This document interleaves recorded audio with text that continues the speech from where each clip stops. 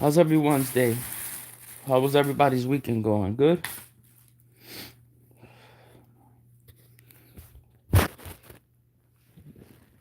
Y'all drink coffee or no? Y'all don't like coffee.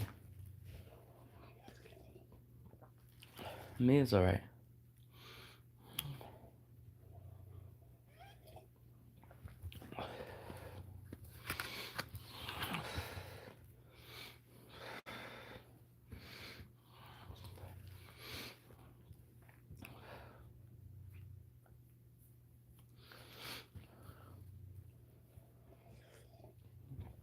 Oh, fucking.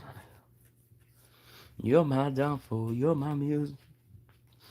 My vast distractions. My rhythm and blues. Here, y'all want some? Some good ass coffee. It's alright.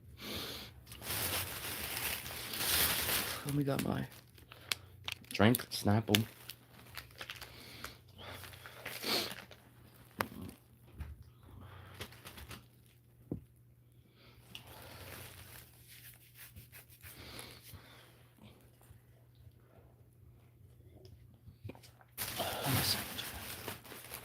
And my bacon, my bacon egg and cheese.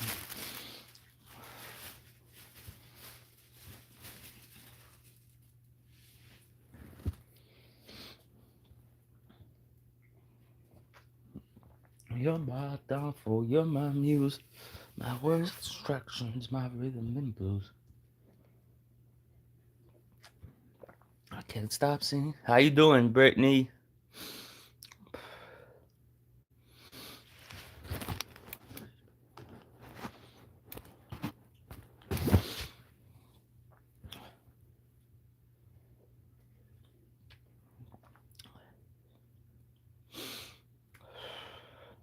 Thank you for coming. Yeah, you've been coming often. This is gonna show up more often.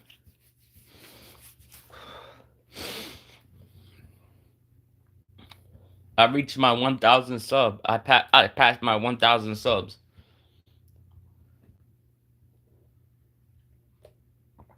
How's everyone doing? Turn on those notifications and like and subscribe. I'm about to eat. I'm about to have my bacon, egg, and cheese, and then hit a joint. It'll be fun. And then we'll listen to some music.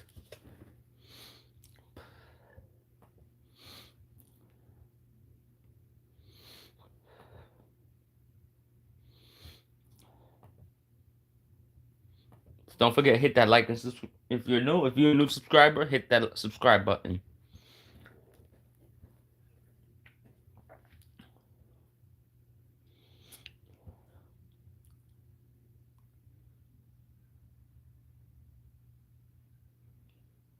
Yeah, I could be a YouTube dad. Just don't talk about your age here. We don't talk about age here. That's one thing we don't talk about. Only I could talk about my age. Cause we got those creeps here.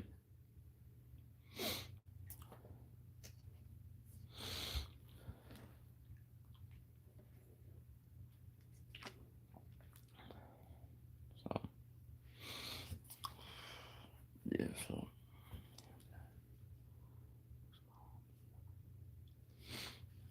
whose mom? You don't have a mom. Not yet. I'm just trying to look out for everybody's safety, including mine.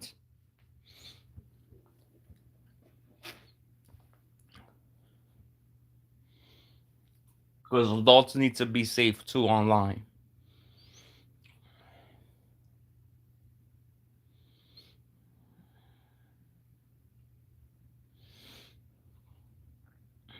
Yeah.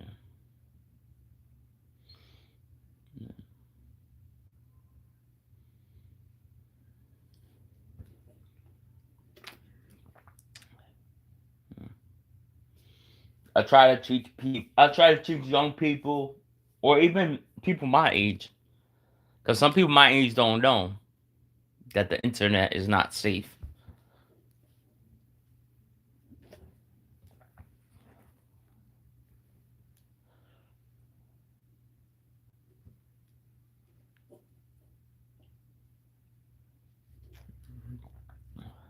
And it's not. How you doing, the J family?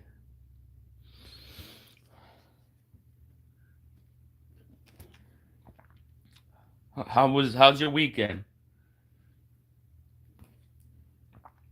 How you doing, Matt? If you're new, please hit that like and subscribe button.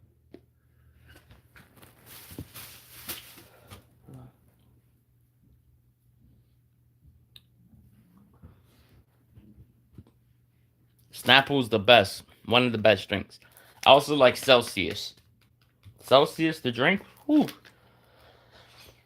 I want them to sponsor me one day.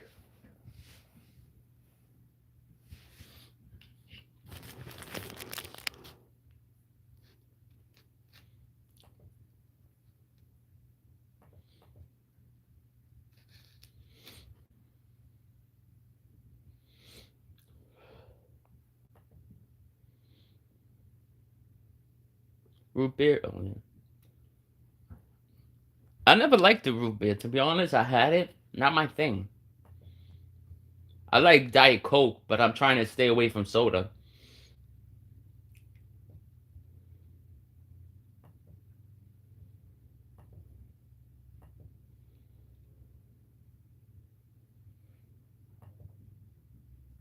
So, because soda's no good for the abdominal, the stomach. So,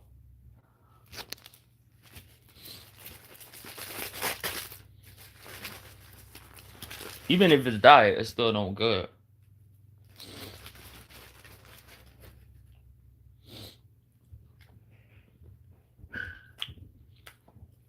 So, when I get Celsius, I'll try to get it. I'm gonna order some more on Monday, tomorrow.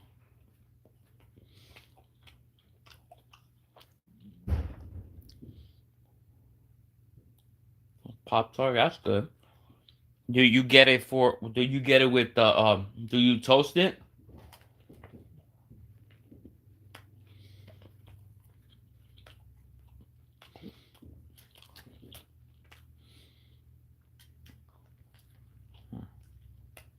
I'm doing. I used to do the same thing.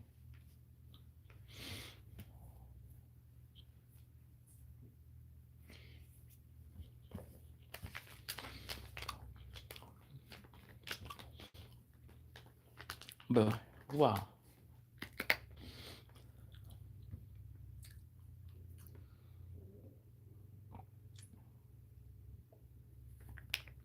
Pop Tarts are good though. Do you get the Pop Tarts when it comes where you put the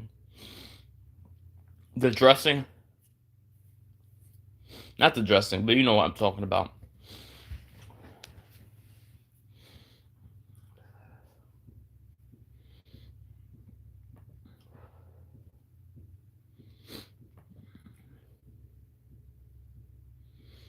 Can't you feel?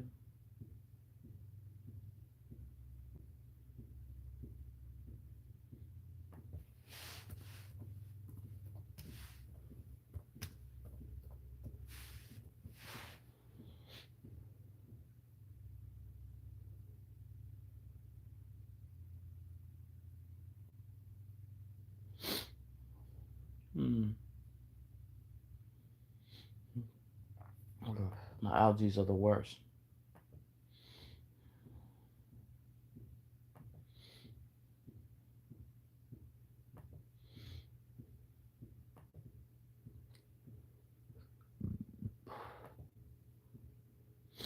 Somebody texted me that, so I was.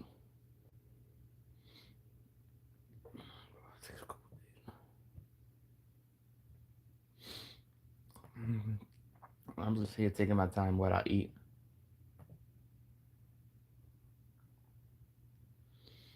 23 degrees right now.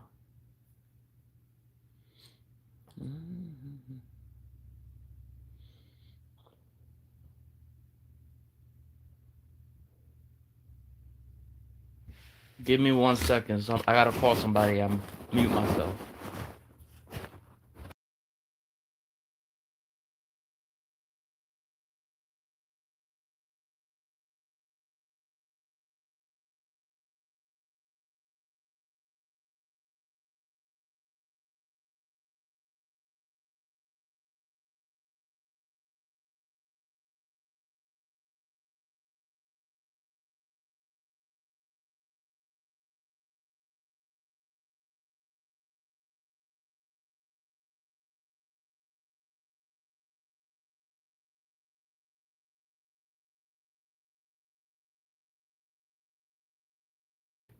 They didn't pick up. If they call me back, I'll mute.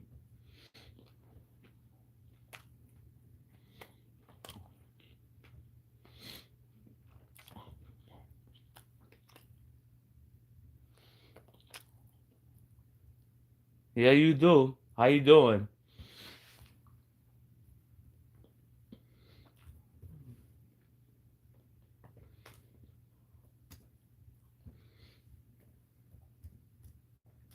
No trolling today.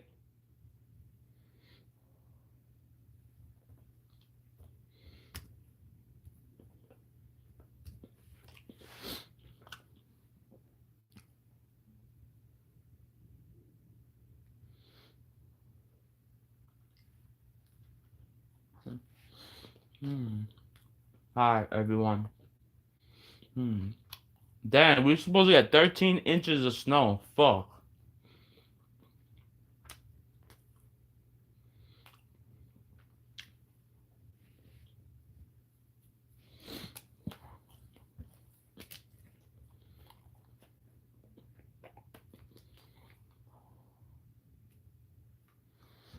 Oh,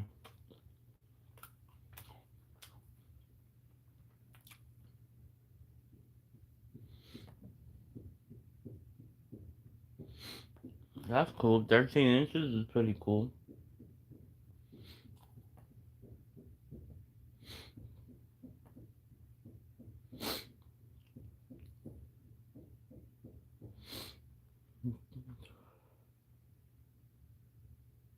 You gotta keep coming, bro. Keep coming and follow the rules, and you'll be a mod.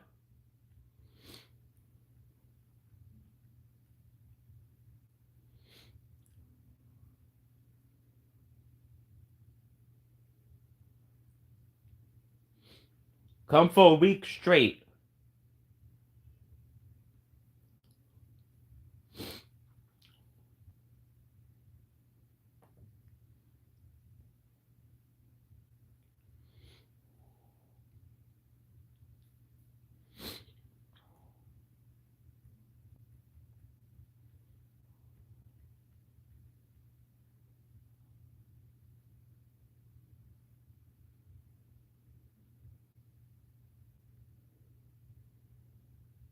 Yep.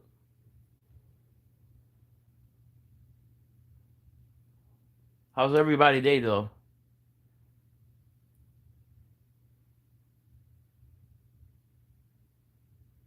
Yeah, you should subscribe.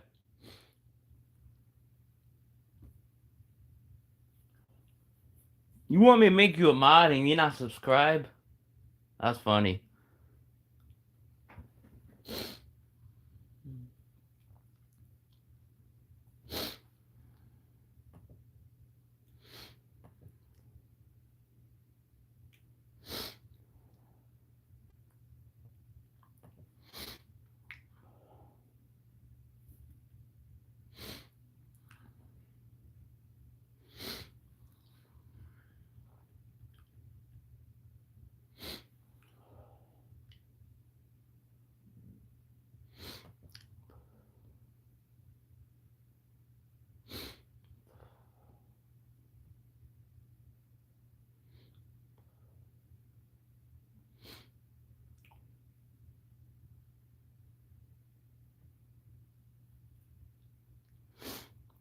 What are we watching? I'm just looking at Amazon. I was thinking of getting one of these. What do you think, guys?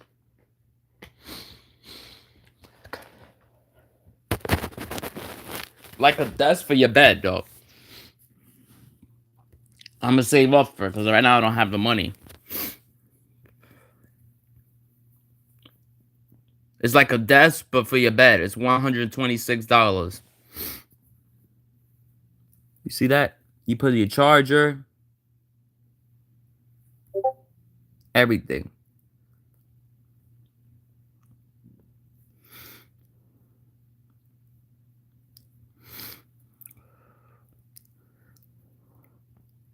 It looks more organized, right?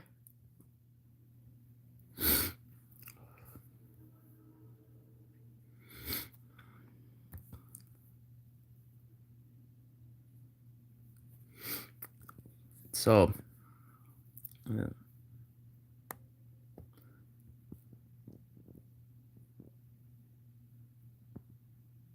Yeah. And it moves. So if somebody needs to clean my bed, it can move.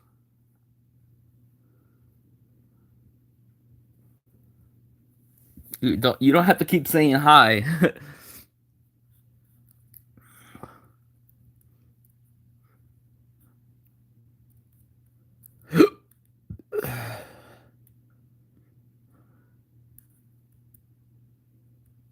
Yeah, I'm gonna save up for it. Give me 1 second. Somebody's calling me.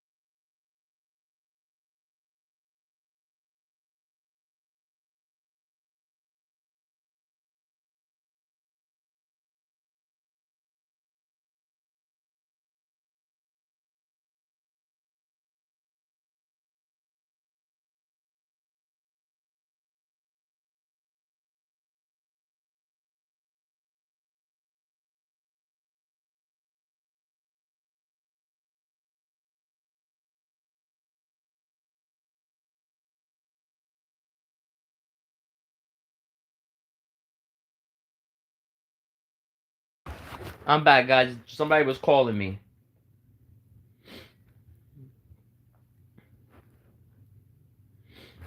Can't you feel the love tonight? Yeah, but everything. Whew. Wow, Chinese New Year's coming up, guys.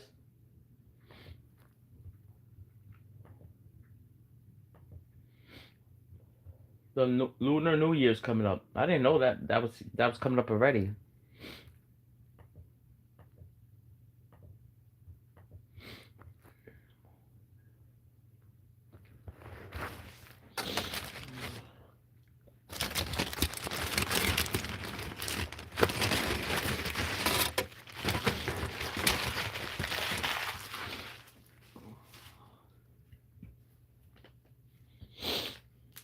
What's for your dinner, Brian? I don't know what's for dinner right now. Right now, I'm having breakfast, so or lunch.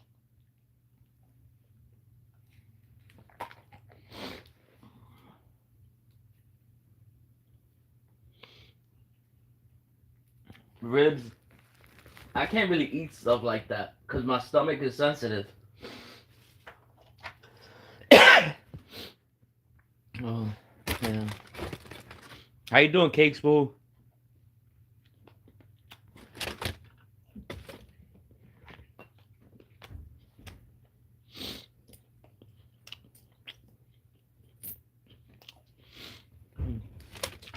I don't really eat pork. Hi, hi, Doc Bones. What's up?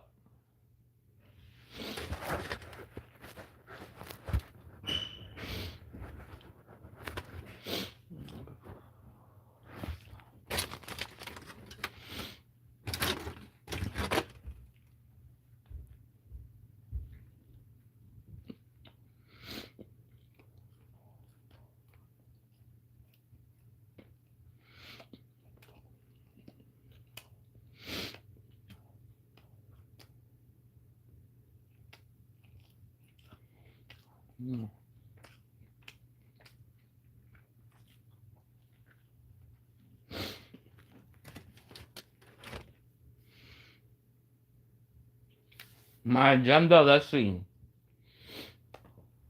Let's see what we're doing on you. Let's see what's going on YouTube. Yeah, I like food.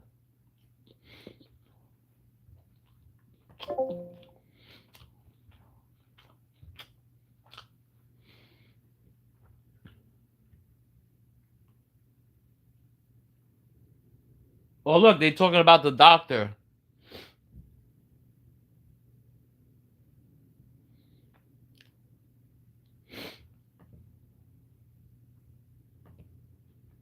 The vascular surgeon turned accused killer calmly walking through the county jail in Ohio, where he is going to live for the foreseeable future. First case before the court, state of Ohio versus Michael McKee. On the surface, Michael McKee seemed like a calm, highly skilled medical professional, but now new details are coming to light that he allegedly is a cold, calculated killer who reportedly stalked his ex-wife and her husband in the weeks leading up to their murders.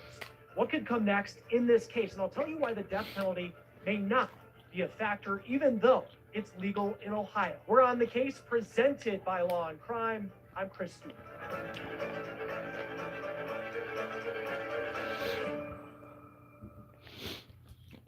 Hey guys, real quick before we start this episode of On the Case, we do hope that we can keep you on top of the latest news when it comes to true crime. But when it comes to staying on top of the news stories across the world, it can be really hard with concerns about media bias these days. I mean, who knows what to believe? And I want to introduce you to our sponsor today, Straight Arrow News. Straight Arrow News is a personalized news platform that gives readers fact-based journalism to inform and build trust. They have this media mist tool that shows you headlines not seen. How you doing? Outlets. It provides useful commentary that cuts through sensational spin. Their site and app also points out biases with the media. I hate when these people do the advertising. They could do it towards the end, but so if you're ready for a better way to get the news, go to san.com/OTC or just click the link in my description. Straight Arrow News. Skip the drama, get the facts, Welcome back to Trustworthy Journalism. Michael McKee was a respected surgeon, it seemed at least, a smart person who grew up doing everything right. But now he's accused of being a killer. On the surface, we're talking about someone who is a respected medical professional, but the accusations he's facing could mean he will never live as a free person again. And yet, each time we see him, he is calm, frankly emotionless. And we see that again in this new video of McKee. How would it be calm? Franklin County Jail in Ohio. That is where he has been ever since he returned to Ohio to face charges for the murders of Spencer and Monique Tepe on December 30th. Now, McKee was arrested at a Chick-fil-A in Rockford, Illinois, near where he worked, which was St. Why people always gotta? It's about an hour and a half west of Chicago. Why people gotta get arrested at a food place when they get arrested? The doctor got arrested at a. He got arrested at a Chick-fil-A. And it's roughly 7 hours from Columbus. And police are alleging that he drove from Rockford to the Ohio Capitol to kill Monique Tepe and her husband, Spencer Tepe. Now, I'm going to dive more into this new video and what we can take away from it in just a moment. And we'll also talk about whether charges in just a minute. Right now, he is not facing the possibility of the death penalty, it seems, and he's also not facing charges related. Like if I get arrested, children, ages 4 and 1. I'm getting arrested at a strip club. Now, this video of Dr. Michael McKee is from his court appearance just last week in Ohio court. A grand jury in Ohio indicted McKee on 5 counts. So as we're recording this, he's facing 4 for aggravated murder and 1 for aggravated burglary. Through his attorney, McKee pleaded not guilty to all of the charges. He did not say a word in court. He appeared through video feed from the county jail. Now, this is the document that shows... Cakespool's the bad girl. That's why you've been arrested. Now, McKee is accused of killing Spencer and Monique Tepe in the early hours of the morning on December 30th, the day before New Year's Eve. Spencer was a respected dentist, and this story started with Spencer not showing up for work on December 30th. It made coworkers incredibly concerned because they say that Spencer was the type of guy who loved his job and he was incredibly reliable. And even more concerning for those friends and coworkers was when Spencer didn't show up, they called Monique Tepe and she didn't answer the phone. Monique was a stay-at-home mom to the Tepe's kids. Now, this is their wedding video, and the Tepes had built an incredible life together, it seems. They had been married. I had fun, but the Tepes were found shot dead. I follow the law. 30th, they were found in the second floor bedroom of their home in Columbus. Police say there was no sign that someone forced their way into the Tepe's home, and that's still a glaring question at this point. Never too late. As we dove into the Tepe's past as this case was developing, I bailed people out. That this was a couple who loved being around people. In fact, they were described as the life of the party. They loved They say, yo, people together at their home. Take care. I'll go live later again. Yes, I would like to ask for a wellness check on an individual at their home. And you just think of the amount of people. Oh, wellness check. I had those done. A wellness check for work, or even went to the house to look for Spencer and Monique on that morning as an example of how loved they were. There's a body. There's a body. There's a body inside? Yeah. How you kill somebody for no reason? Hold on 1 second. Let me get you on the line with the medic, okay? Stay on the line. But as we looked into who the Tepes were, there was one part of the story of their past that did raise a bit of a red flag. Monique had been married before. Spencer was her second husband. She was married roughly a decade before. that she was married before. To a man named Michael McKee. He was an aspiring doctor who also went to Ohio State. The two of them were married in 2015. I never been married, thank God. A lot if you've been following this story with us. But now we're getting more of what police say. Any of y'all been married before? Allegedly was really like. Because on the surface, the marriage, it was short and it came to an end, but there wasn't anything in looking at their case that would have told you that this was a messy divorce, or at least not as messy as some divorces can be. In a lot of cases, when you look at divorces, the proceedings can be drawn out over years, and there are allegations that are just incredibly damning. But in this case, when we looked at online records, we saw the proceedings were relatively quick. Monique filed for divorce in 2017 in Ohio. She had been living with Michael McKee in Virginia, where he was doing his residency for his surgical training after they were married. But at the time she filed filed for divorce. She had been separated from McKee for It depends. 6 months, and she was living with family outside of Columbus. And McKee, If I'm on was still disability, I engaged. probably Month won't and get a half married. After she filed for divorce, that divorce was finalized. That was it. Now, on If the I'm not on surface, disability, I'll get married. But now we're learning that allegedly wasn't true. So This it marriage was depends. disturbing, and even though on paper it said it was over, Because the McKee government allegedly screws was you not ready to over, let this go. especially in the United States. He also told people that If his you marriage married was and you get somewhat disability, amicable, but and you shockingly, get he even made it seem disability, like he was if the you and your victim, spouse make too according much to a money, now-deleted they TikTok screw you from a over. woman who claimed she dated McKee after he got divorced in 2017, and she said the relationship went on for most of 2018. So this would have happened right after that divorce was finalized. Now, this woman posted pictures in this deleted TikTok of her with McKee when he even went to go meet her family. I'll still She get said the as far person as a ring divorce if they was want concerned, it. McKee told her that he was the victim. He came home from work one day and Monique Tepe was gone. Their dog was gone. Her stuff was gone. That was it. But You this want a woman ring, I'll also get it said for them, in but- this TikTok that in her relationship And I got with myself a McKee, ring, she but was nice, otherwise she for treated piece her of well. paper, The relationship came to an end though Nah. because she just wasn't really it's a waste of feeling it. money, She felt like to he be had a honest. wall up. She also In said New he York, denied it's not any expensive. more You could that just marriage you could under get the married in front of a that judge. shocking claim. We did Not reach that out to this expensive. woman, People think it's asked expensive, her a but little bit more about her relationship, but she never got back to us for comment. But now we're going to talk about what police say this marriage was like. This week, we received a newly unsealed affidavit that has the information police have gathered during their investigation about Monique's marriage to Michael McKee. Well, it's probably Document states that terrible. homicide detectives were told early on in the investigation by people who knew the Tepes that McKee was definitely someone that they needed to look at for these murders. Friends of Monique Tepe told detectives that Michael Tepes, the McKee had T. been abusive, that he had made numerous threats on her life during and even after their marriage. Listen to this, quote, an identifiable witness told detectives that Monique Tepe had shared an allegation against Michael McKee of forced, unwanted sex and of strangulation. Now it goes on to say, quote, another identifiable witness told detectives that Michael D. McKee had told Monique that he could kill her. At least you got close enough. And would find You've her been by the engaged. house That's close right enough. next to her, and that she will always be his wife. Now we don't know, even to this point, about what the communication was like between Monique and McKee after their marriage. According to this and friends who knew Monique, that there was at least some level of communication after that divorce went final. Now, according to the affidavit, an alleged threat that McKee would find Monique, that was reportedly more than just words. Now, you'll remember the Tepes were murdered on December Only 3rd, because you was the day pregnant? before Oh. New Year's Eve, and it's still unclear why allegedly McKee decided that that was the day he was going to. That's a bad But reason to there's a new development in get this married. case, and police say it involves where McKee was on December 6th. Now, remember, McKee lives in Illinois. He has an address for a luxury condo building in the nice section of Chicago, Lincoln Park, and then he works in Rockford, Illinois, which is about an hour and a half west. The Tepes, they live in Columbus, Ohio. They were graduates of Ohio State, and they were big fans of the Buckeyes, as many Ohio State grads are. On December 6th, the Tepes were in Indianapolis because their college is... Like, if it's a celebrity and they got a lot of money, I'll marry them.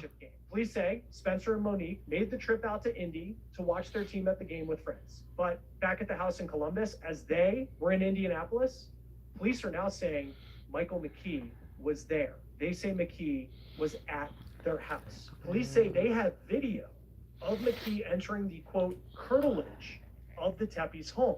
So curtilage, which is now a word a lot of people are getting accustomed to since police released it, that is like the direct area surrounding the Tepes' house. That trial They do that not say that Rich was McKee watching, went I think into they're gonna Tepes' convict home. the They say person. he allegedly was there. And they say that they also see him exit the property a few hours later. Now, the document goes on to say, as far as where Monique and Spencer... Yeah, I can always that donate Monique Amazon left the gift cards football as game well. in the second half Just send me to the go thing back to the on my hotel email. where they were staying. And friends told police that Spencer had told them that Monique left the game because she was upset about something involving her ex-husband. Now, police, according to the affidavit, they do Yes, not explain any 407. more on that part of the story. They don't say whether McKee reached out to Monique or whether Monique knew. In 13 minutes will be that McKee was at 420. home. Now, when the Columbus police chief took questions from the media after McKee's arrest, she said that there were no previous calls from the Tepe home involving Michael McKee. The family mentioned that Monique previously said The that Tepe. she had been abusive The towards T. her in the past. Was there any evidence or indication of that prior to this incident? What I can tell you is that we did not have any reports, or we did not have any information related to any type of incidents regarding That's the happy. ex-husband and Monique. We also have some new information about how police were able to track down Michael McKee. Now, you remember the person of interest video. He said a week, about a week, 7, 8 days. That video showed a man dressed in dark clothing walking down the alleyway behind the Tepes home. There are detached garages. They lived in these townhouses, and there was a home that had... Because he probably not going to go live the same day he comes back. At the alleyway, and you see this person walking down the alley, and they are not looking at the camera. Now, it's unclear whether they knew the camera was there, but we weren't able to see that person's face. And police are now saying they do believe that this is Michael McKee on the night around the time that Spencer and Monique were killed. Police also say they tracked McKee, a silver SUV that arrived. But he said he'll try to go live.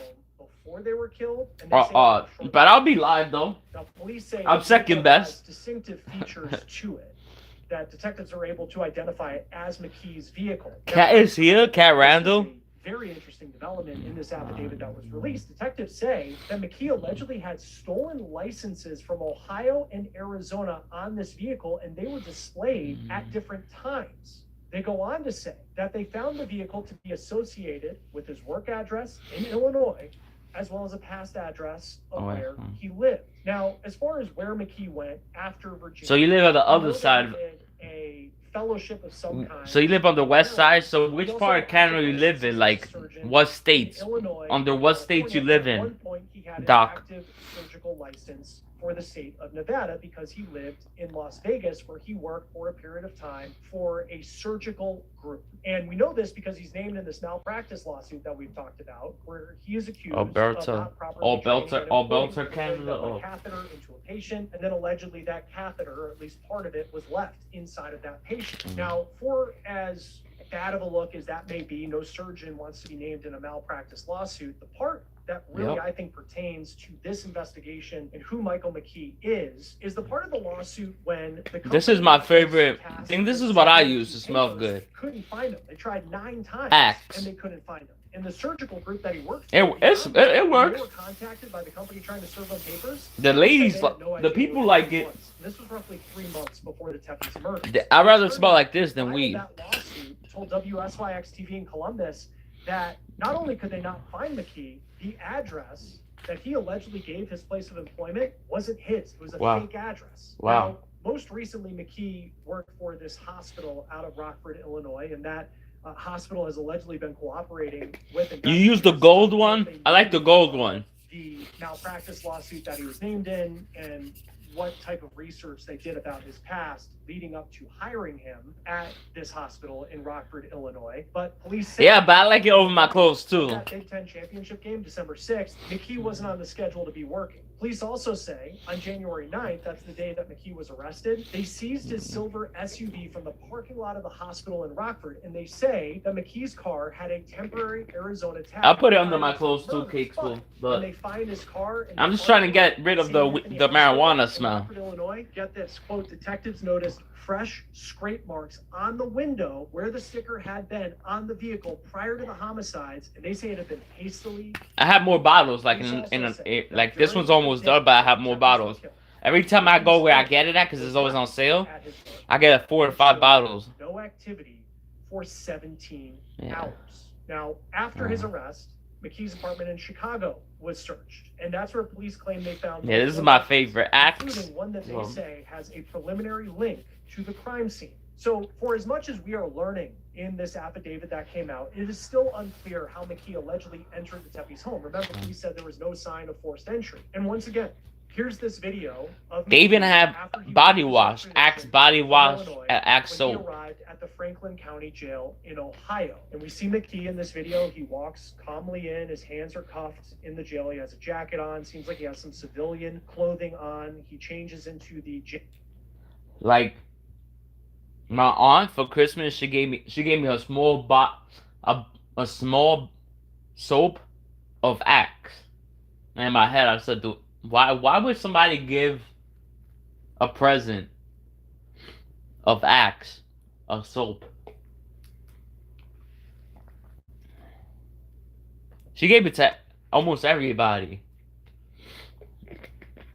like all her nephews.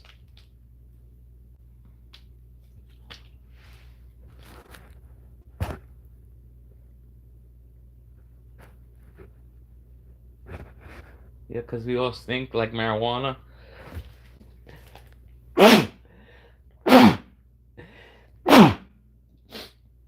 Cakes will I shower every day.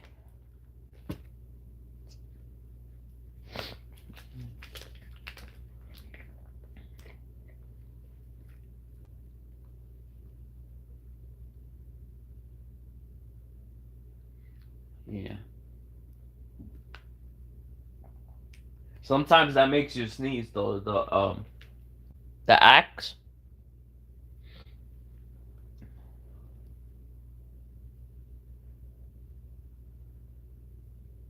Oh.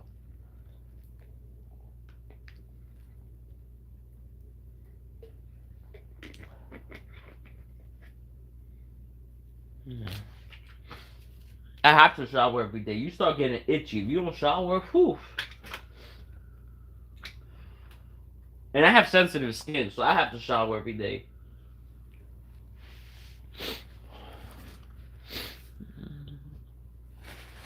Even though I barely have hot water, I still shower. Well, even I could go to my mother's house and my grandmother shower there too, but I don't feel like I don't feel like going to somebody's house shower. Look.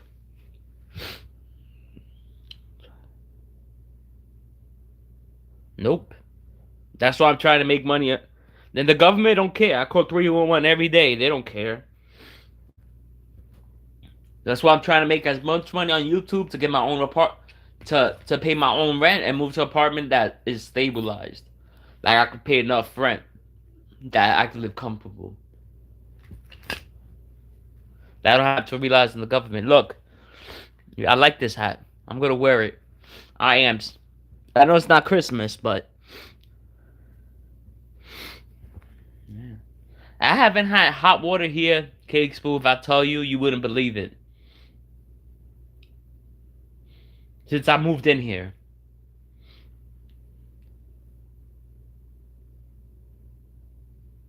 How you doing, Ethan?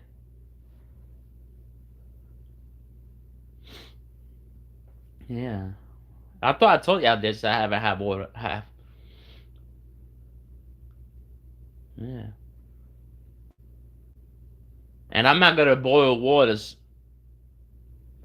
I'm not gonna boil water because knowing me, I'm too clumsy. I'll make it too hot and then I'll burn myself. I don't need that. So if it's lukewarm, it's good enough for me. All you need to wash is your armpits down there, and that's it. I got what, and you know, I got a bucket. I got a bucket where I put the lukewarm water. So how you doing, Wiki Wiki?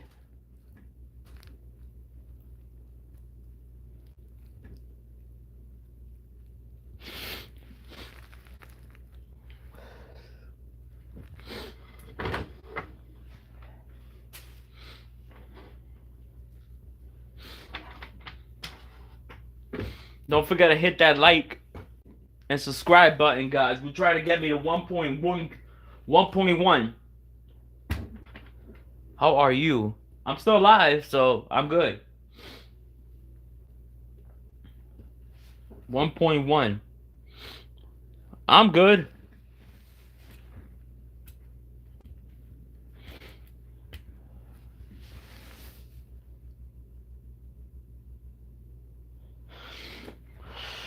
Otherwise, I'm a little pain. My right knee hurts, but otherwise, I'm good.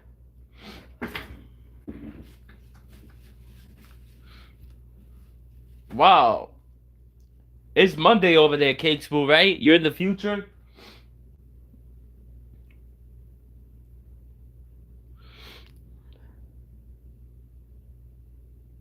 You haven't slept in 2 days? Wow. That happens to you a lot, Cake Spool. Sometimes what you don't sleep for a while and then you sleep. That's early.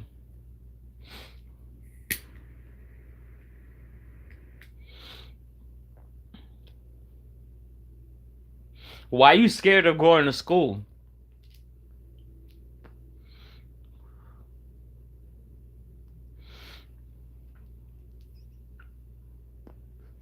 You okay, Cake Spool? Why you not sleeping well?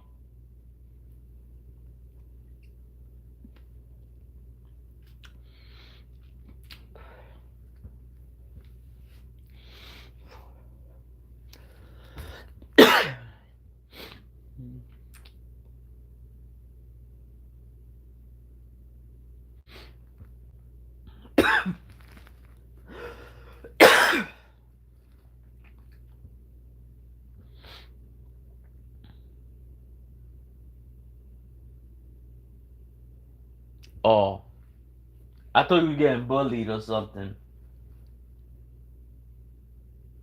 Oh, I understand.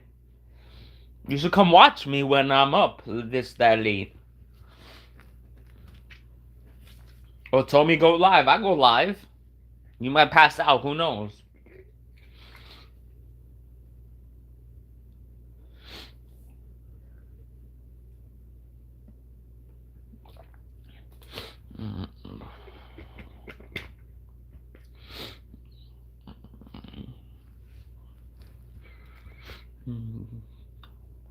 Right now it's 20 degrees Fahrenheit.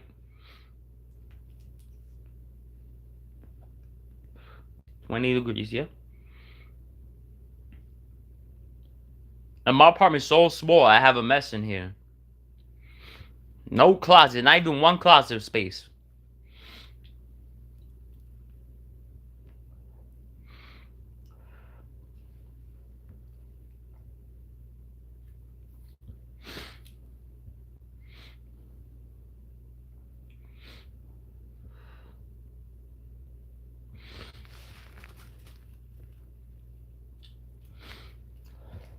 What's the template for you, Cakes Fool?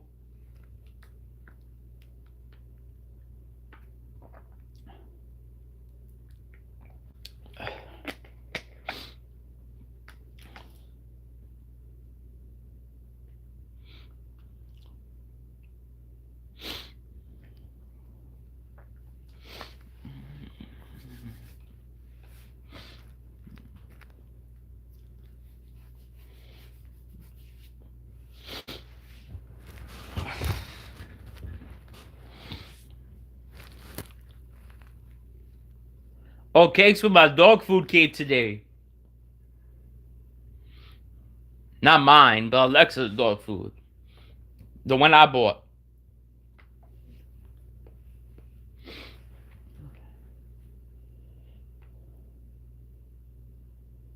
Oh.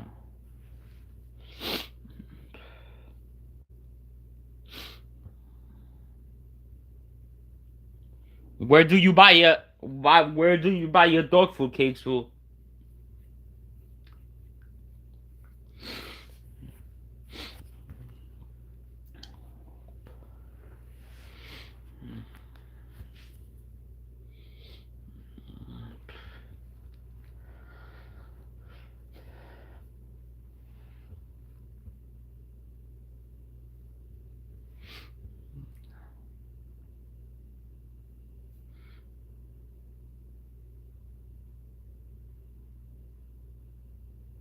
Well, that's cool. I buy mine through Chewy. You ever heard of Chewy?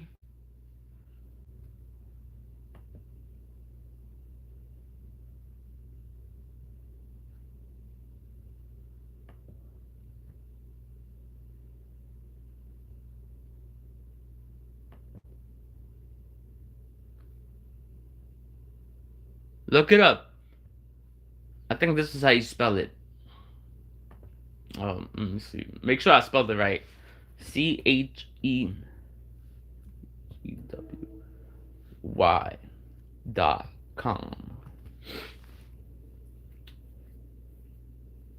You probably have it, but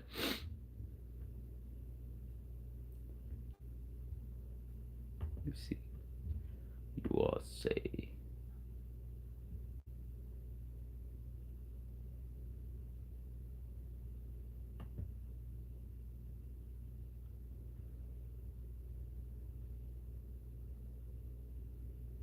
It says Shop Canada.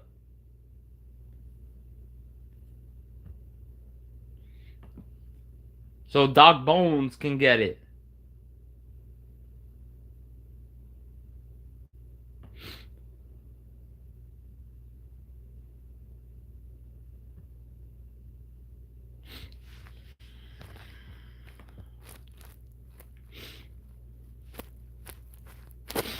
This is what it is. Look, Cake Spoon.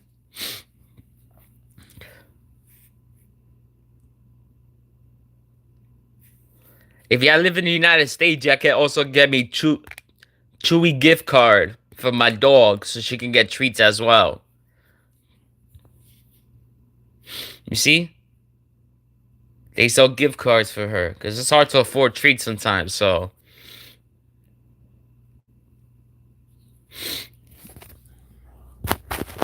You can always send me an email. My email's there, so. It doesn't always have to be a donation, like cash donation. I'll take gift cards from anywhere, please.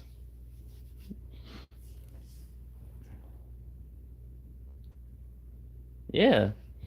I showed you, look. I bought 40 pounds. And it lasts me a while. Because she don't eat much. She eats, but not that much.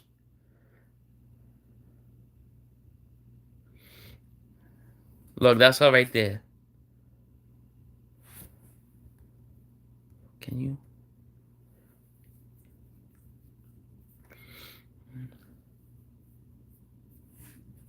You see her, guys?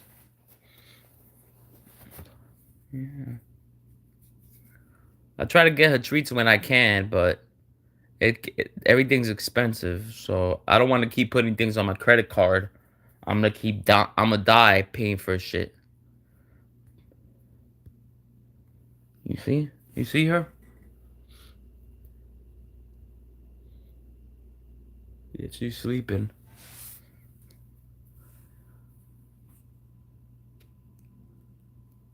She is a Yorkie Maltese.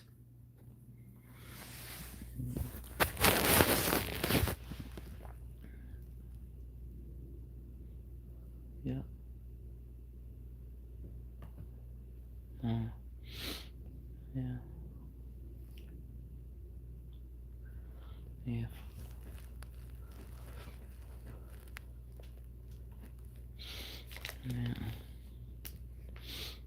So that's where I get my food from. So now you know where I buy my food from Chewy. Those 40 pounds, whew, will last me a while.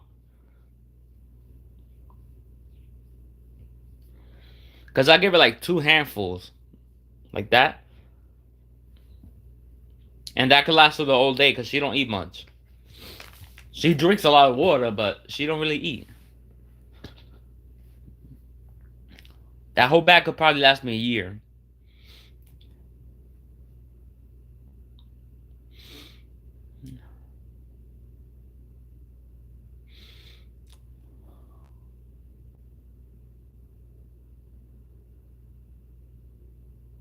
That's funny. And that's what types of people. You're funny.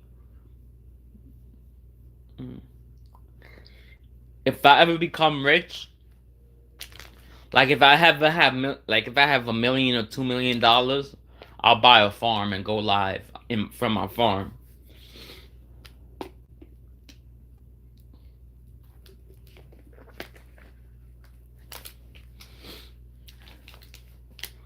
Y'all guys will see me milk a cow or goat.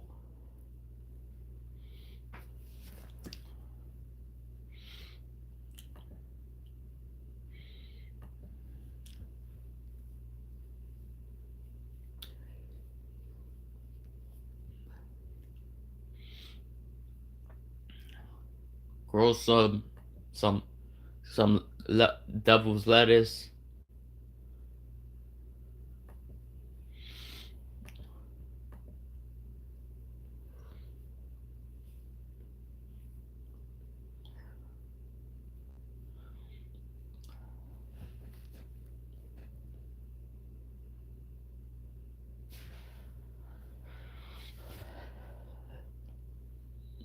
How you doing, Misfit? Misfit.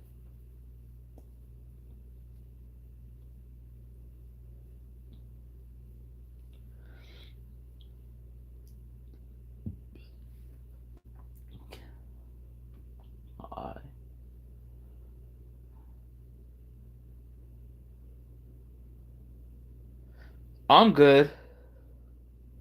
Just trying to work on my watch hours now. I already hit over 1,000 subscribers. Obviously, I want to get more, but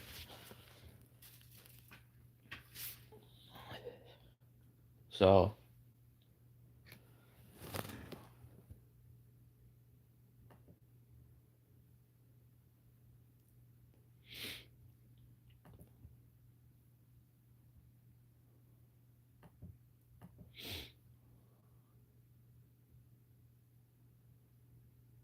sometimes.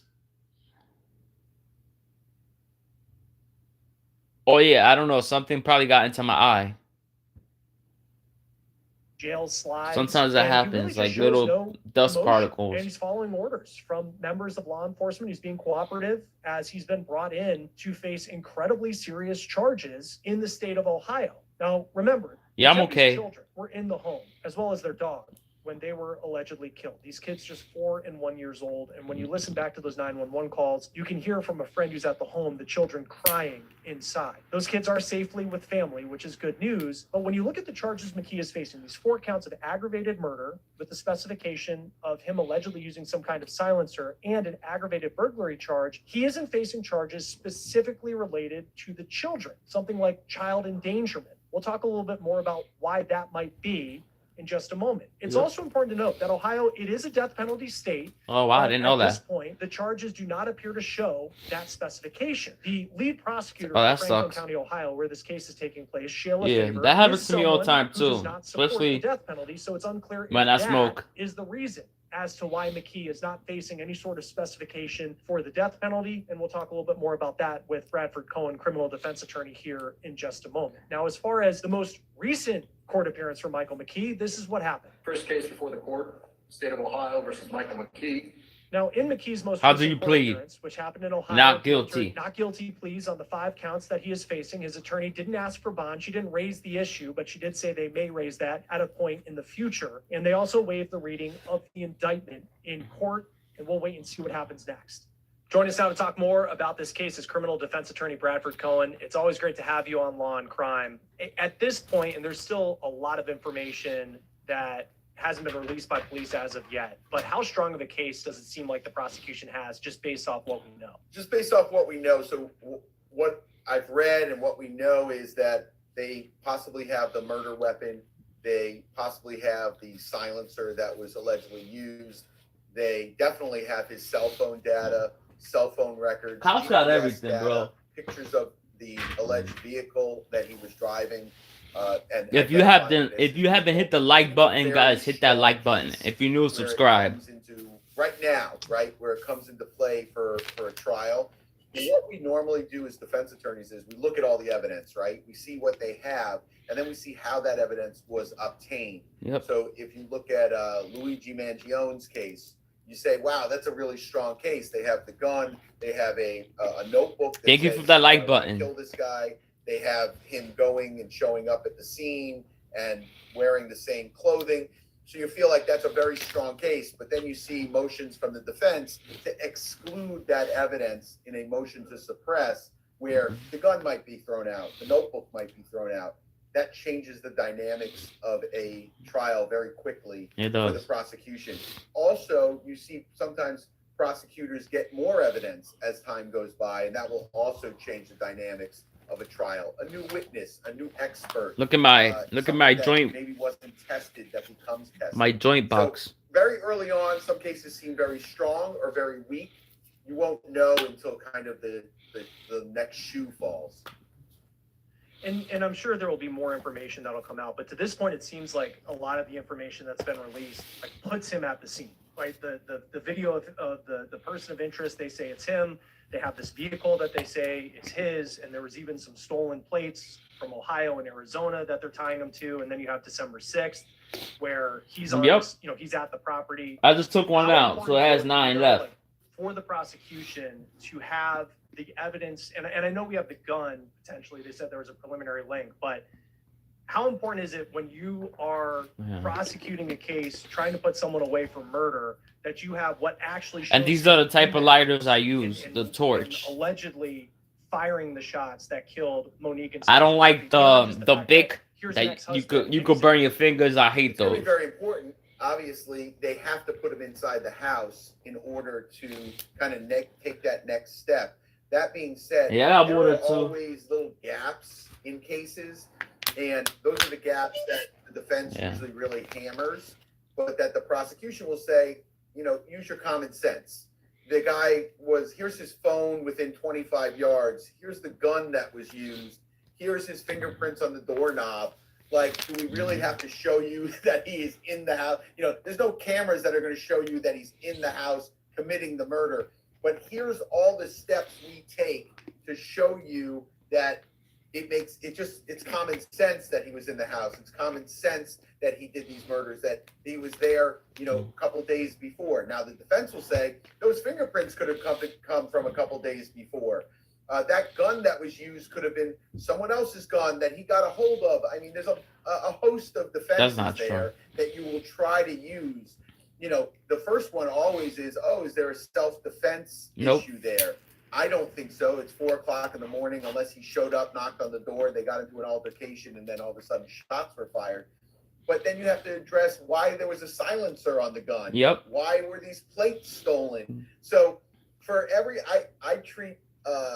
I treat trials kind of like a boxing. I used to box, right? So for every punch, there's going to be a counter punch, a counter move.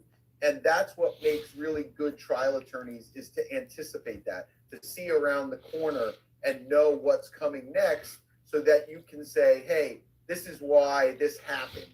This case is going to be very difficult for a defense attorney just because of what I know right now.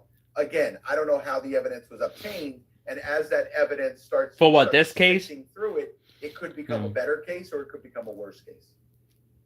And we don't know what the conversations his defense attorney, Diane Menashe, is having with him right now. But for us on the outside, there's all this new information that comes out. Like, it's not just about December 30th. He was also allegedly at their house on December 6th while the couple was away. And that seems incredibly damning from the public perception standpoint. If you were defending Michael McKee, like, how much information do you probably have at this point about what happened and what his relationship was to his ex-wife and her husband? So obviously, you know, I've handled a lot of murder cases. You sit down with your client. The murder of a dentist. The different kind of roadblocks that are in your way to a not guilty. And you say, like, hey, here's what they're saying. Where are we going with this? You know, you got to give me some direction and tell me where we're going with this. It seems like you were there on December 6th, so they have evidence that you were there on December 6th. Your client might say, I wasn't there. And then you're just dealing with what the testimony is and what he's going to tell you. And whether or not that's true or false, that's what you have to work with, right? So he'll say, no, that wasn't me, or I wasn't there. I've had video of people where the murder of the dentist and his wife. And he's like, that's not me. I remember when I was a very young attorney, one of the very first, and I used to go to trials on a weekly basis. That's how I became a trial attorney. Is I would watch trials. I'd leave law school. I'd skip classes to watch the greats in trial and watch their cross-examinations, watch how they deal with things.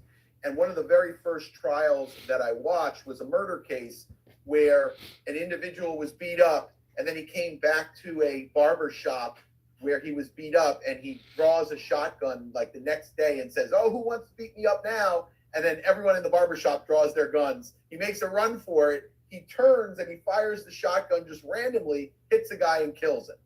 So the defense wanted to say, hey, listen, he just ran away. He was done with this whole thing and he was leaving. And this was a random shot. But the defendant wanted to say, that wasn't me.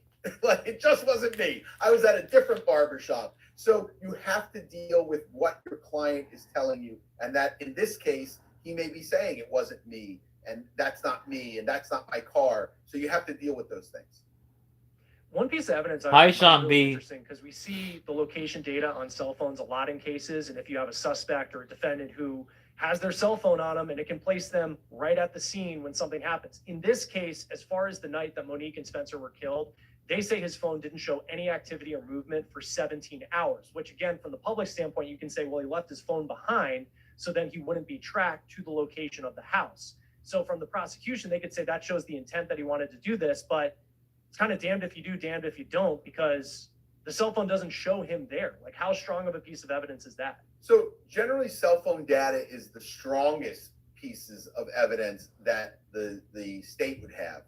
In this case, what you would look at for the prosecution is his history of cell phone use. Yeah. If there's never a time where his cell phone hasn't been used for a period of 15, 16, 17 hours in the past 2 years, it is highly unusual that for 17 hours, the phone just wouldn't be at use, right? Yeah. Maybe it's in there's a company that makes these bags, Faraday bags. How you doing, Sean It could B? have been in one of those Faraday bags. He still had it with him, but there's no transmission coming in or going out from the phone. That's what the prosecution will say. Obviously, the defense would say, hey, listen, his phone died. He didn't use it. He left it there. He went to sleep or he went to the gym or whatever he did. And that's why it was off for 17 hours. It happens. It is, yes, you're right. It's damned if you do, damned if you don't. The issue is the length of time. So if the phone wasn't being used for 3, 4, 5 hours, that would be a lot better than it wasn't used for 17 hours during this period of time. So the fact that they're not going to have phone data definitely hurts the prosecution, but they'll also have car GPS data, black box issues. Like, there's so much these days that you can get from Ring cameras and neighborhood cameras and red light cameras. It is really the worst time to commit a crime is now because of all of these ways that they can track you and trace you and see where you're going. And this isn't, the 90s. And a lot of crimes got done in the 90s because there were no cell phones, there were no Ring cameras, there were no GPS data in your car. But that's what they're going to do. They're going to rely on those type of things to show that, oh, the GPS data in the car puts him here, or the car itself is here, right? Why? So his phone was off. Obviously, it shows why his phone was off. He never loans his car out to anybody. So all those type of things are going to come into play. And like I said, a case that looks very strong now may fall apart, or a case that looks weak in areas may get very strong because they start finding more evidence and looking for different ways to find that evidence. And then you look at the charges he's facing. There's a specification on there where they accuse him of using a silencer. There's not a specification that this is a death penalty case. And Ohio's a state where the death penalty is legal. I know the Franklin County prosecutor, Shayla Favor, when she ran for office, she's against the death penalty.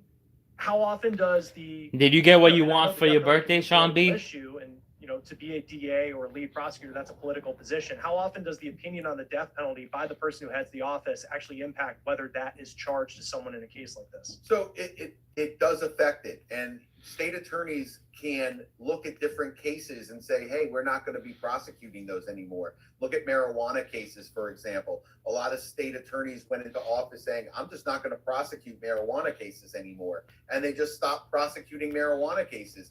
And they're an elected official. If people don't like that, they vote them out of office. So often you'll see state attorneys that'll take stances on certain crimes and say they don't want to prosecute those crimes or they don't want to handle it that way. And it can affect the case. In this case, that could be the reason why the death penalty is not on the table, is because she doesn't believe in it. But when Janet Reno was the state attorney in Miami, she also didn't believe in the death penalty, but she also said, hey, listen, I don't personally believe in it ethically or morally, but I'm going to do my job. And if it's applicable in a case, I'm going to file it. So, you have that kind of difference in opinion on state attorneys.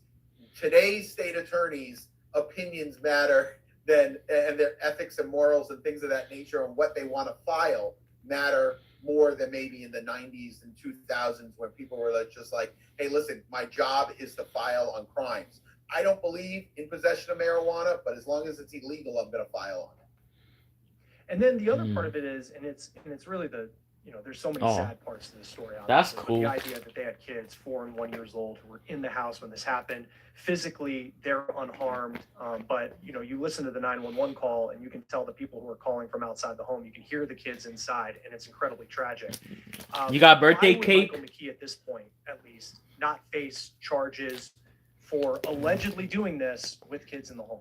So it just depends, right? If the kids were sleeping and there's a couple different ways that he could be charged with it. So if the kids were sleeping, murders happen, and A, he doesn't know the kids are there, or B, the kids don't wake up, or the kids are not running around the house during the murder, or the kids don't get hit with something.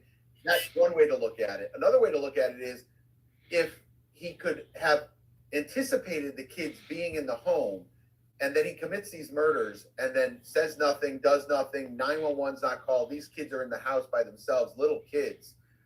They could, go hungry, or they could, pick something up that could hurt them. Then you start looking at it closer to whether or not it's child endangerment, that he essentially left them alone in the home with no supervision whatsoever.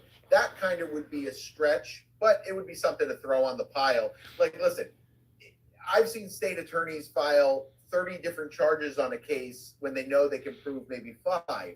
That's just what state attorneys do. They overcharge in many cases, and a lot of times that comes back to bite them in the ass. In this case, if they filed that, they may feel it takes away from the murder case. So let's just focus on the murder case. You saw that in the Casey Anthony case. I think, filing it as a first-degree murder was a mistake, and the way they tried that was a mistake. Not to take away from Jose Baez's defense, because I thought it was a genius closing and a genius way to defend the case, which it was like no holds barred. But Yep. You could also attribute the loss to the state, where they were just clueless as to what the perception of the jury was. When you're trying to prove a first-degree murder case, you need more than just a dead body. You need to prove the first-degree murder case. And that's a real mistake sometimes that the prosecutors make in overcharging or adding charges that take away from the main focus. So it could be that that's why they haven't charged them with that. Well, and like kind of to your point too, of what seems like a strong case may not be at the end. Like just Casey Anthony might be one of them, where everybody thought, this is going to be a guilty verdict, no doubt. And then Jose Baez gives like one of the great defenses of all time. And for the record, I was saying all along on Casey Anthony that they're not going to find her guilty of first-degree murder. It wasn't a first-degree murder case. And then when they said, we're not going to file any lesser charges, I kept saying, this is a not guilty. And in fact, the great Nancy Grace told me I was crazy, that I shouldn't have been making that argument. And when it came back not guilty, I rubbed it in her face as much as I could. I was going to say, that's probably the first I'll check. you make. And, all the way to back in the day on that. It was. And then she never had me on the show again. I bet. In this case, I don't think it's shut down. I think they came with an agreement. Where it seems like the cards are stacked against. Let me see. Give me 1 second.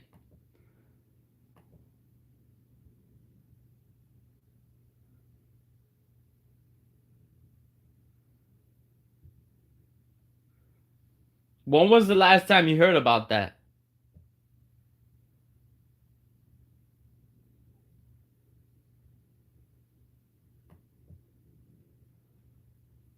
Well, yeah, we are in a partially government shutdown.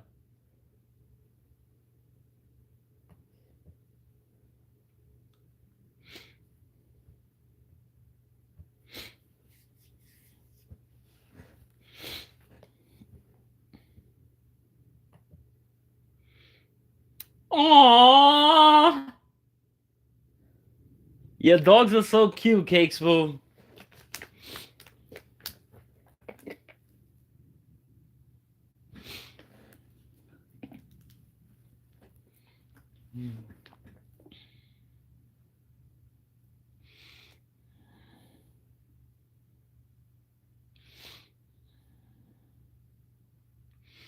How does the government shutdown happen? It happens when they cannot vote on a bill and to fund the government.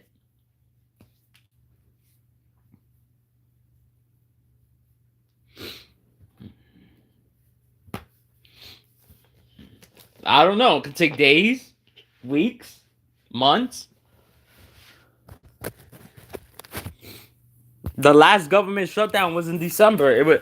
It lasted November. It lasted about a month and a half.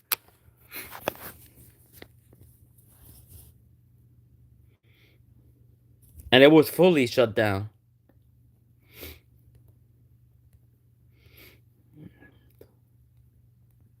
Don't you remember, Cakes Boo? When I didn't get my food stamps until 12 days late.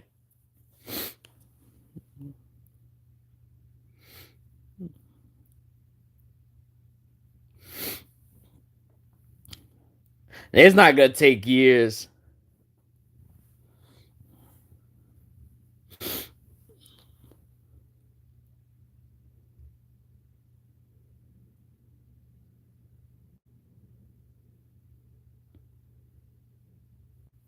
Yeah, I almost went crazy. I got it on the 12th. I got my food stamps that month. I think it was November. I don't remember, but it was November or December. Yeah, like 2-3 months ago. Everybody went crazy.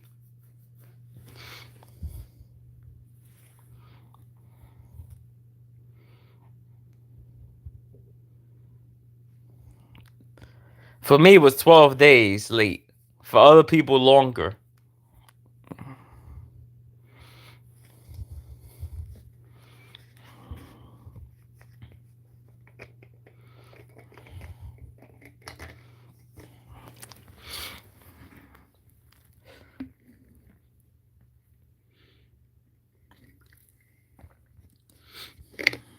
Yeah.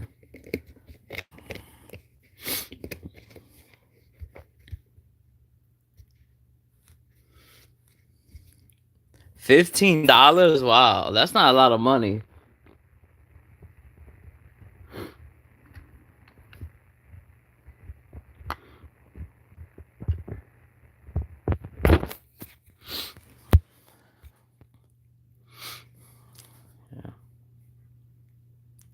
Yeah.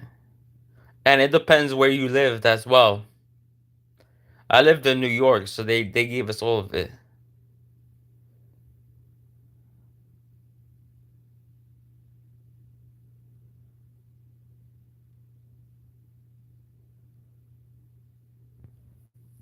I think it depends.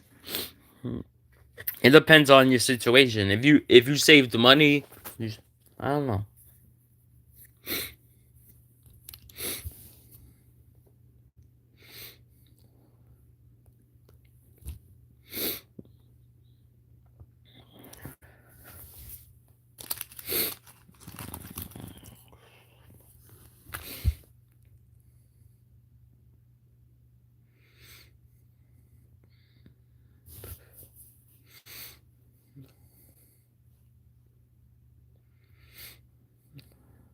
Damn, my facial hair is already growing back fast.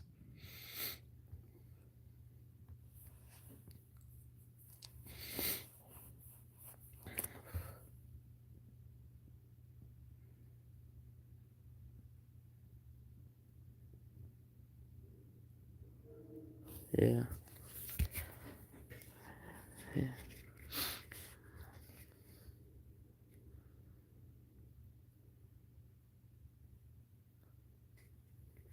Yeah, it's not enough to eat.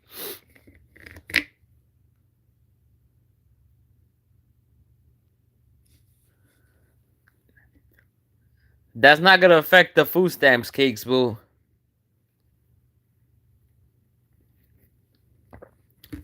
Because the government is still funded. Because it's partially shut down, not fully.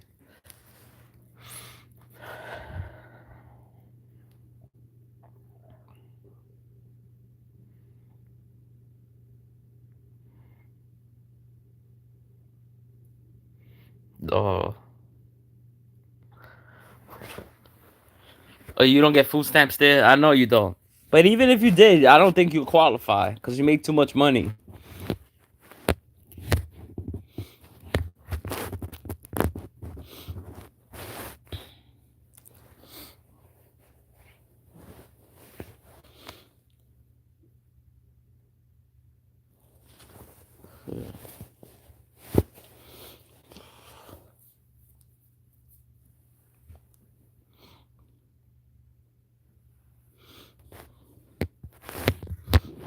Yeah. The government got money. They just don't want to spend it on certain people.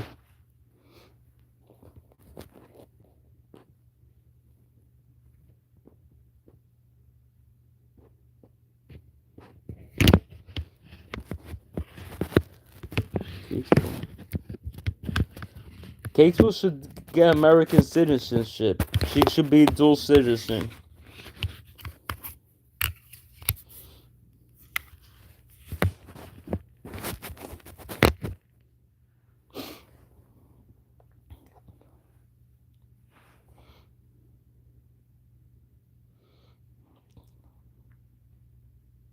So she can come visit us.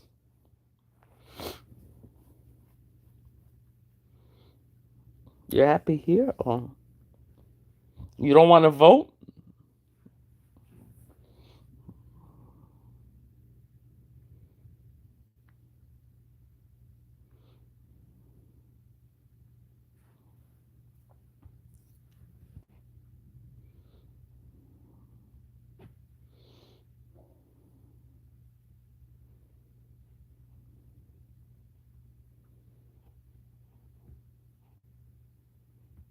Oh, you don't want to vote my elections, though. What happens if I run? You still don't want to vote?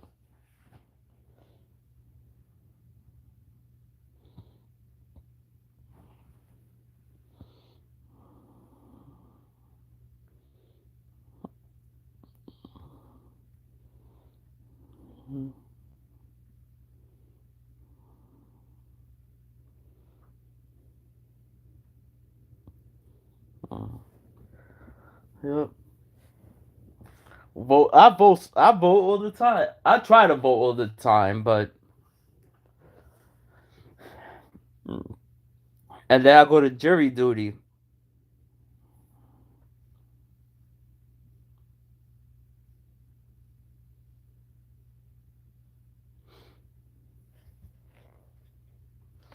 You go to jury duty every 4 years.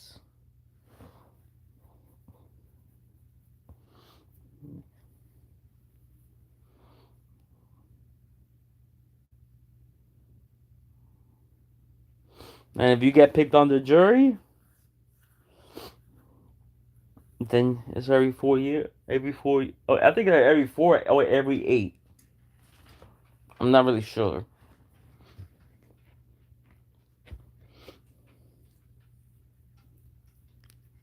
And then they pay you $45 a day.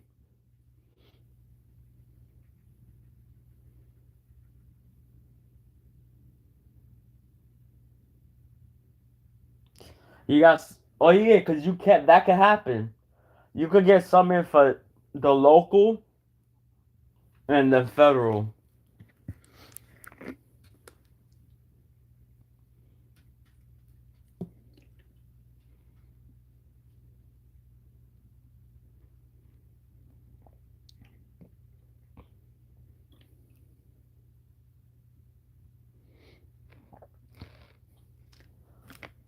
Not if you don't tell them. You don't have to tell them.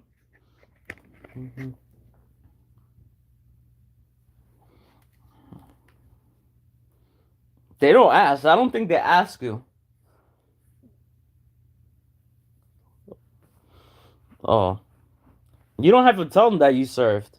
Because they give you a slip. And it tells you come back in this amount of time.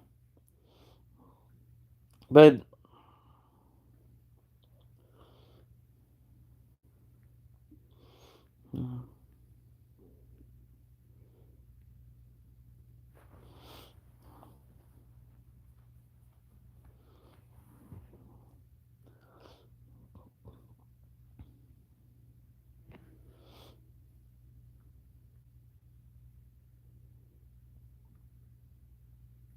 the whole country has to have a say. But that's only for president here, Case Boo.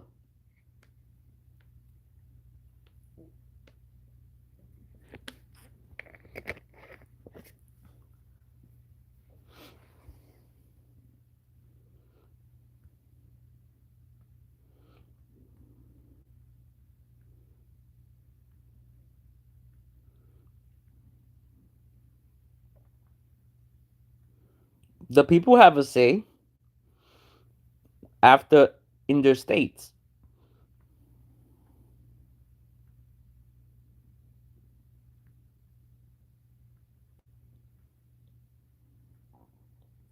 No, you don't have to vote for president. You can skip that part. They can't force you to vote.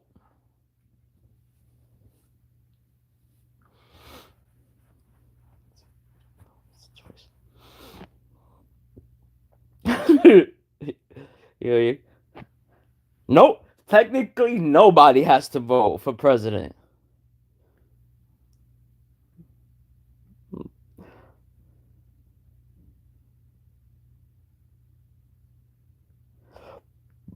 But if nobody votes, what happens then?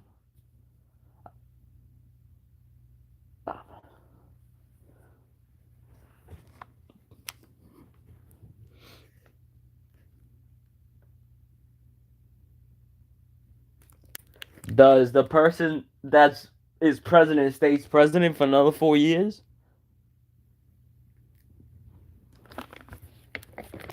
If nobody votes?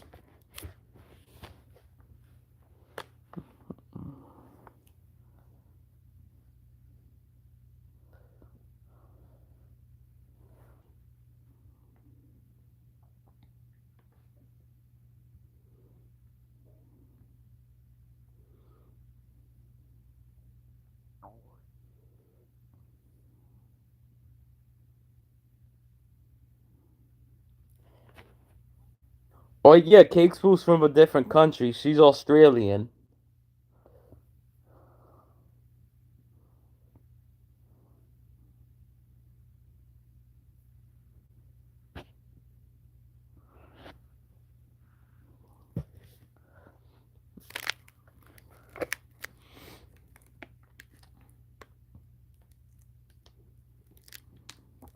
Yeah, we have Cake Spoon is Aussie.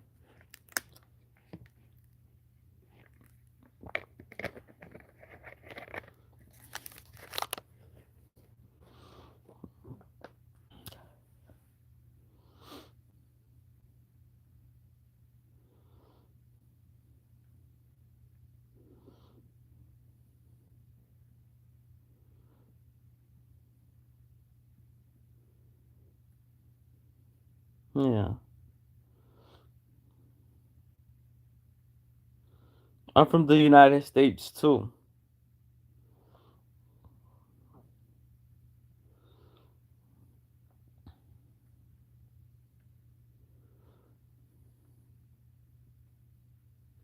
I'm from the Big Apple.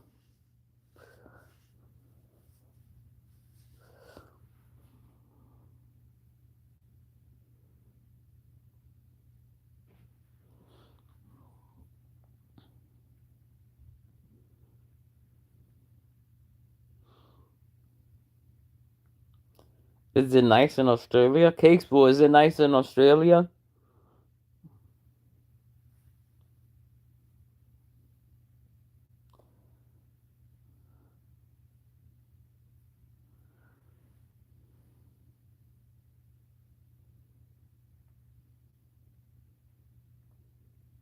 Mm.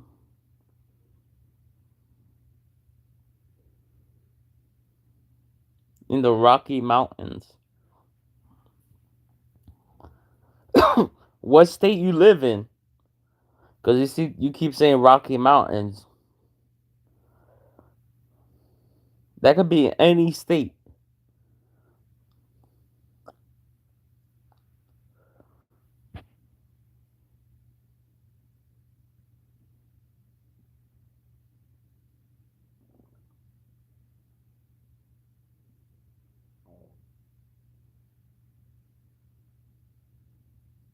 Oh, Colorado. Oh, I had a feeling it was that.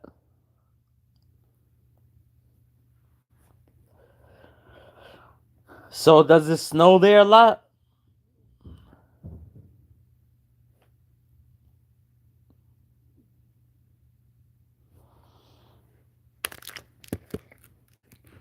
I would love to go to Colorado too. Never been there.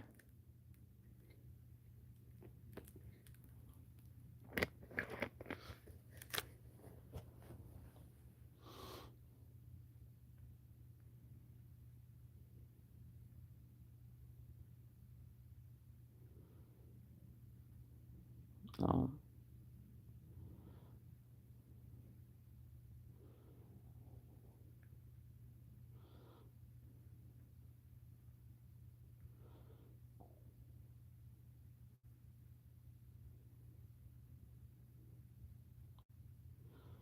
Oh, that's cool. It snowed last week here too, where I'm at.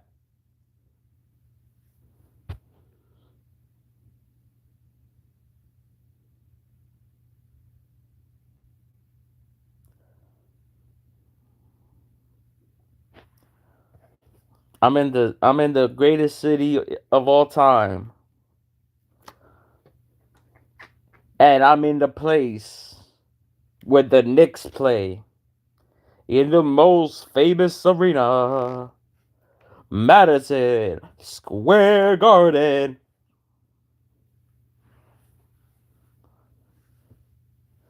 New York City.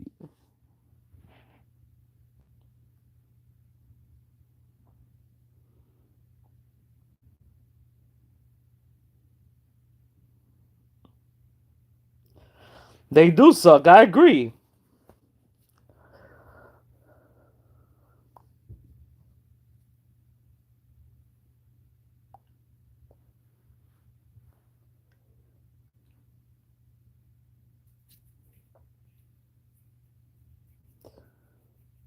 You know what?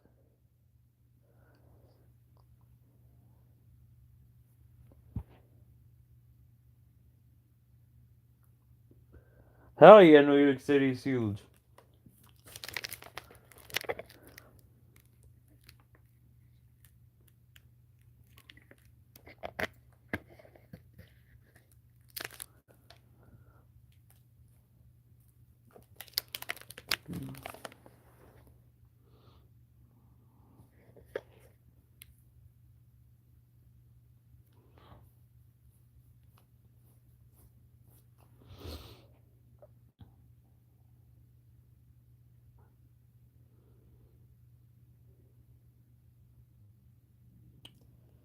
Yeah.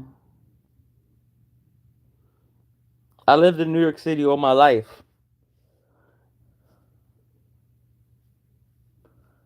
If you can make it here, if you can make it in New York City, you can make it anywhere. It's up to you, New York.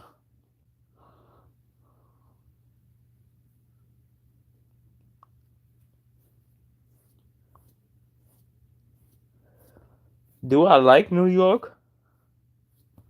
Not really. Maybe because I lived here all my life.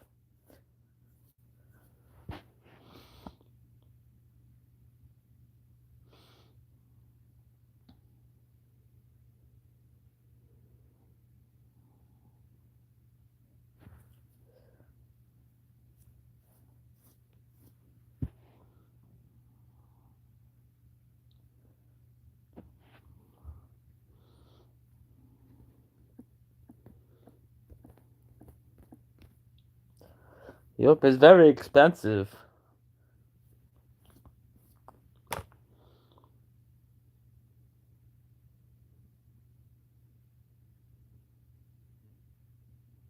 Wow.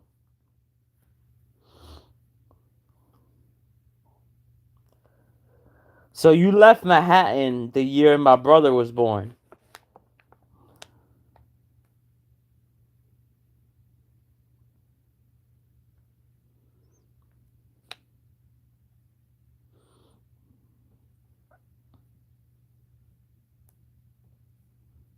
Yep. Which art school you? Which art school?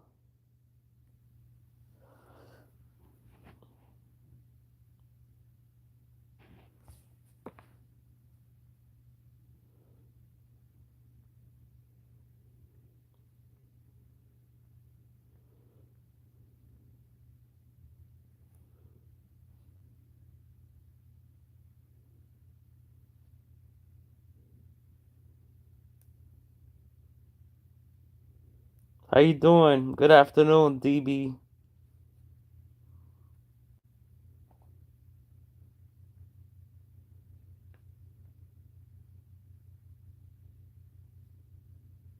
Oh, I never heard of that college.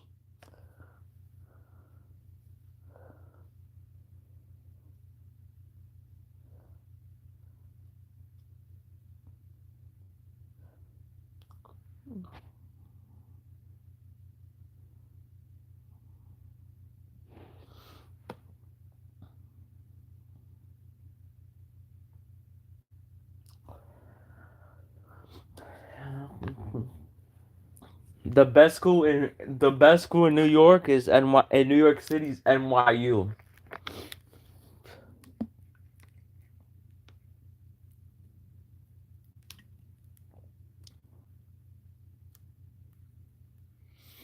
And the best hospital in New York City is NYU.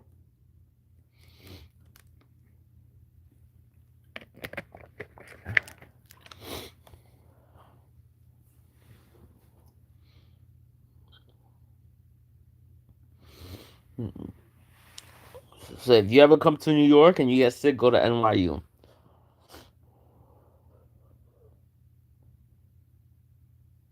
That's good. Where's that at?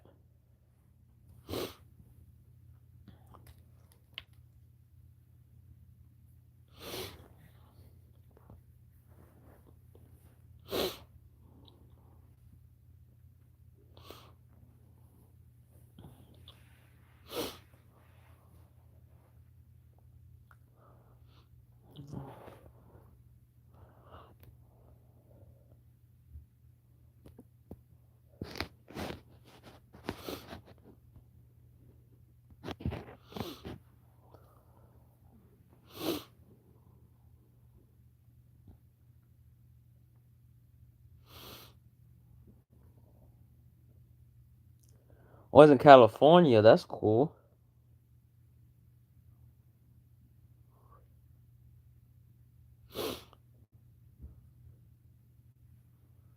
I'm so happy. It's alright.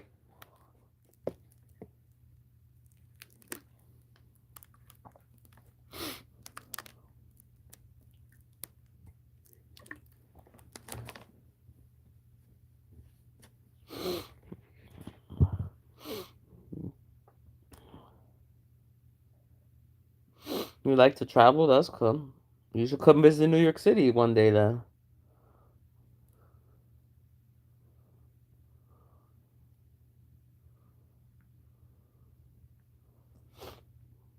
Have a good slice of pizza. New York City pizza is the best.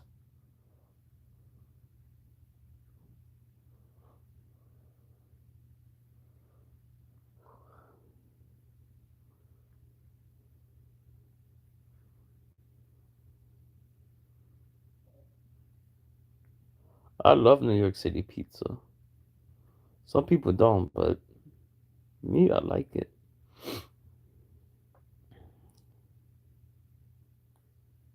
3 cheese pizza, yep. They got 3 cheese and 5 cheese.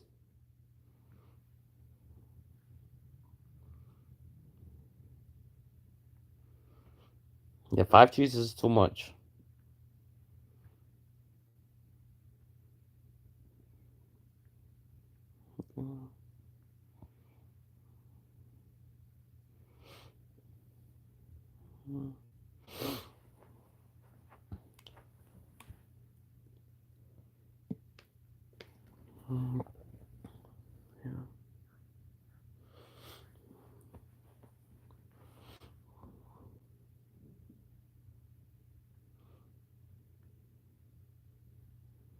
Yeah, mozzarella sticks are good too.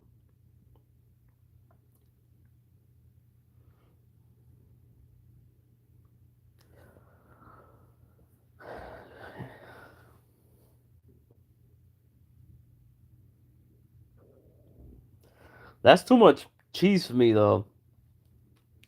One cheese is enough.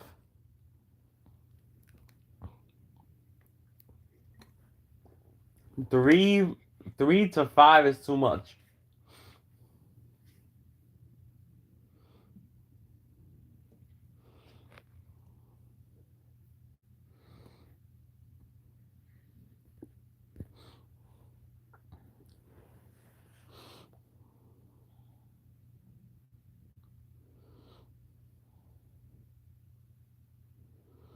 Yeah.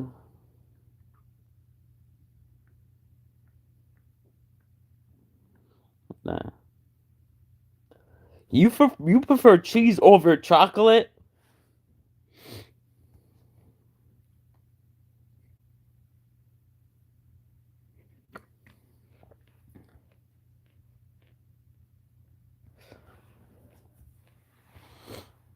Oh, hell yeah. Nah.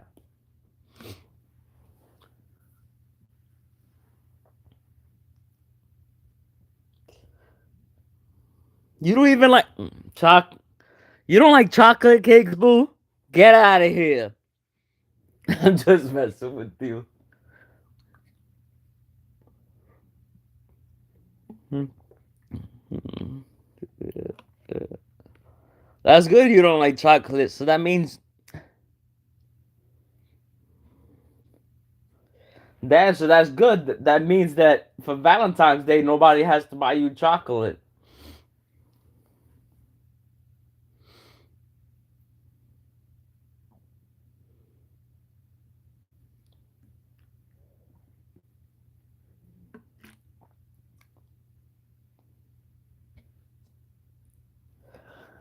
Oh. Damn, that can save a lot of money. Chocolate is not cheap these days.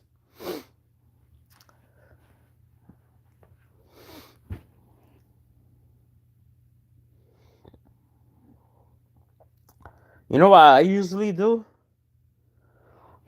The day after Valentine's Day, I go buy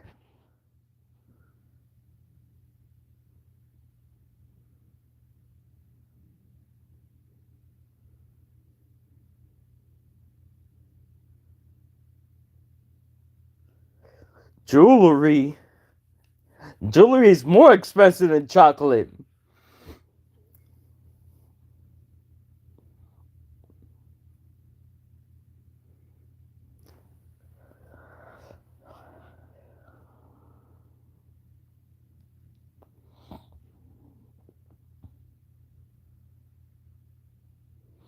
Yeah. Chocolate is good too, but you can always get her some cheesecake. I bet you she likes that.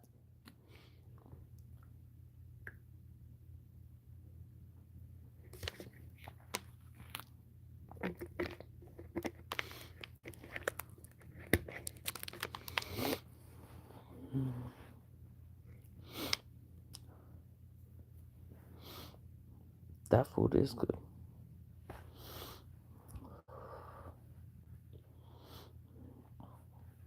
I like cheesecake too. Ooh, I like different kind of cheesecake, especially the chocolate cheesecake. Ooh. They got chocolate.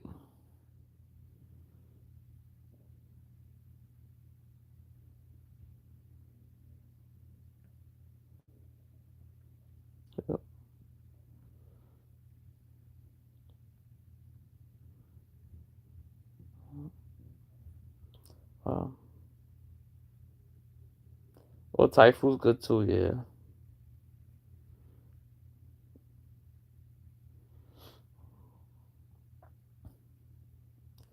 Oh, I never been to a cheesecake factory in my life.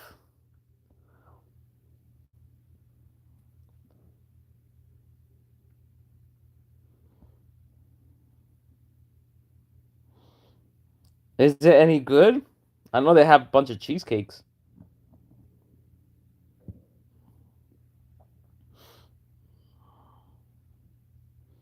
but I've never been.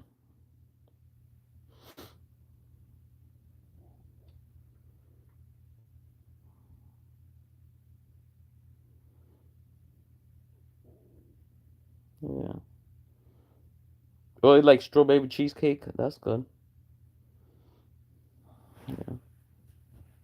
But don't eat too much, cause then you get diabetes.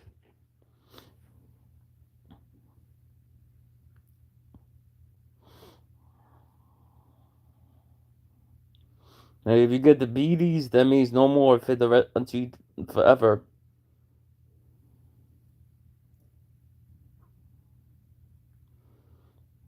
So in moderation.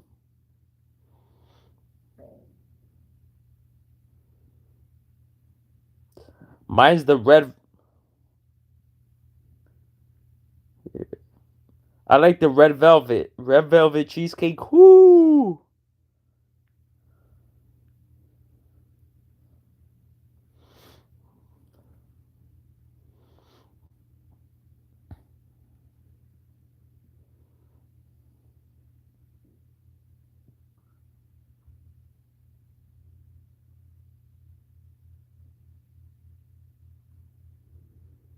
Wow, the red velvet cheesecake is the best.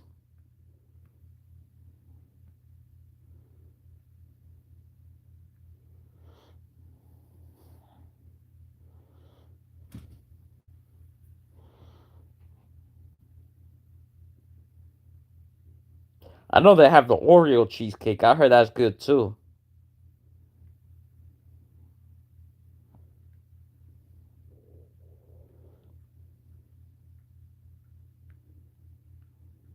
Is that true? Never had it, but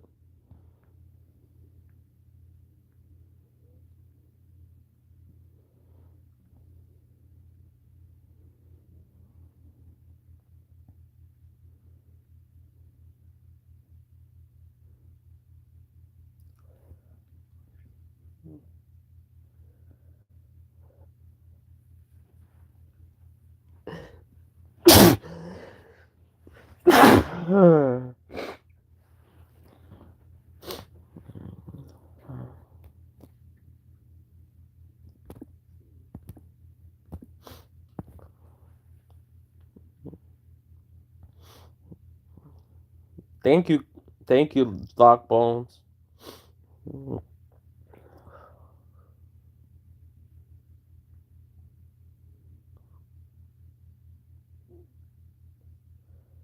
What's DDS? What does DDS stands for?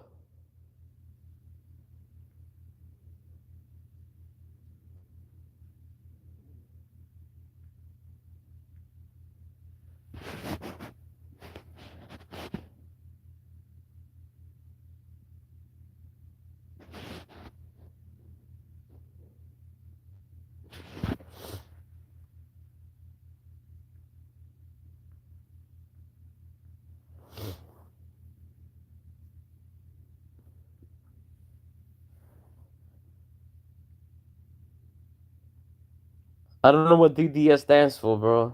Explain.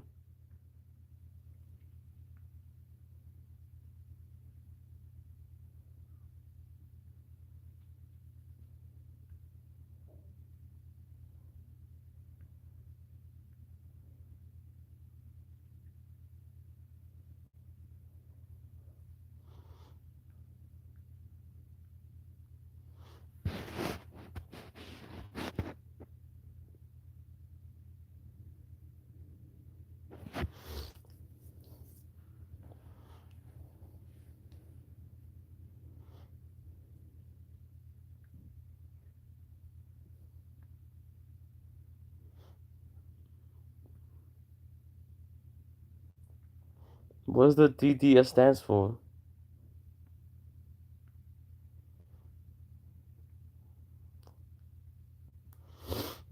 What time is it? Oh, it's early.